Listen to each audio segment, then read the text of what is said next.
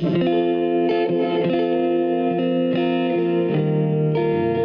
is up, everybody? Welcome back to 5 Minute Movie Reviews, the show where we review all of your favorite movies in 5 minutes or less.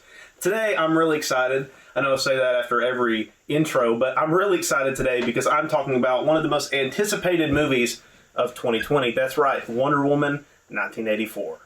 Now, if you get on the internet and look up anything about this movie, even the critical reception on Rotten Tomatoes is pretty mixed. I think it's at like a 62 on Rotten Tomatoes, and a lot of people are divided on this movie. Fun fact, I went and watched this on Christmas Day. I weathered a blizzard and went to my local theater with my dad and watched this movie, and we had totally different opinions on it. He absolutely hated the movie, which was a shock because he loved the first Wonder Woman. I thought he'd like this. And the entire time I was excited to talk about this good movie we just watched. And I walk out of the theater and he looks at me and goes, "Gosh, did you hate that as much as me?"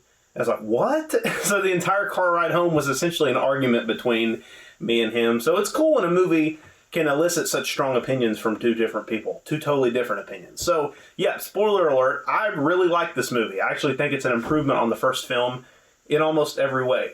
Starting with the chemistry between Gal Gadot as Wonder Woman and Chris Pine as Steve Trevor. Now, this is a spoiler-free review. I want you all to go see this movie. So it's going to be pretty vague. I want to keep this review short because there are a lot of spoilery type things I want to say, but I really suggest you watch this movie and then come back and check out this review. So their chemistry is really good. It's no surprise that Steve Trevor died in the first movie, and he's in this one. It's in all the trailers, and Chris Pine's name is like the second highly billed name on the poster after Gal Gadot. So, you know, it's no surprise that he's in this movie. I won't talk about how he's in the movie, but just his performance is really good. Chris Pine's awesome. Gal Gadot is, again, fantastic in this role.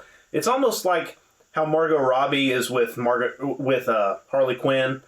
I can't see anybody else in that role. She is Harley Quinn to me, and Gal Gadot is Wonder Woman to me. And she's, again, fantastic. I think she's a lot better than in the first film. There's a scene where she is just breaking down. She has to make a really tough decision. And it's some of the best acting I've seen in a superhero movie in recent memory. I'm serious. It's really good stuff.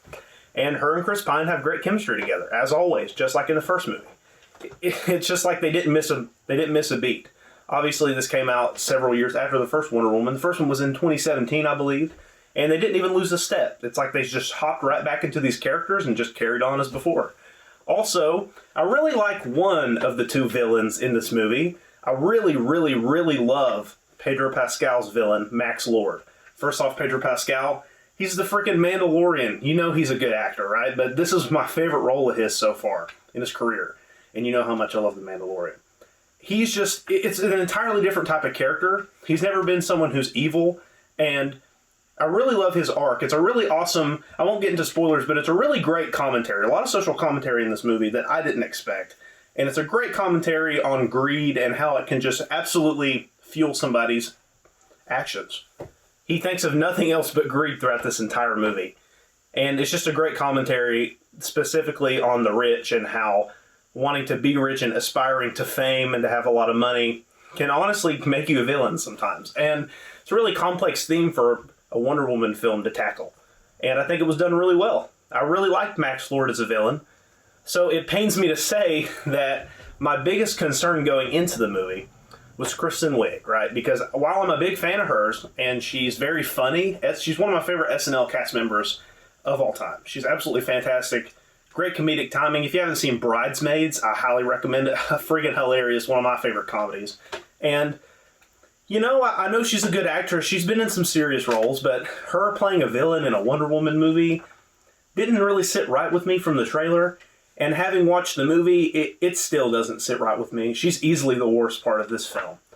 Now, it's not because of her acting.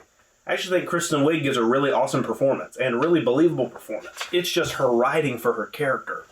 It's just so...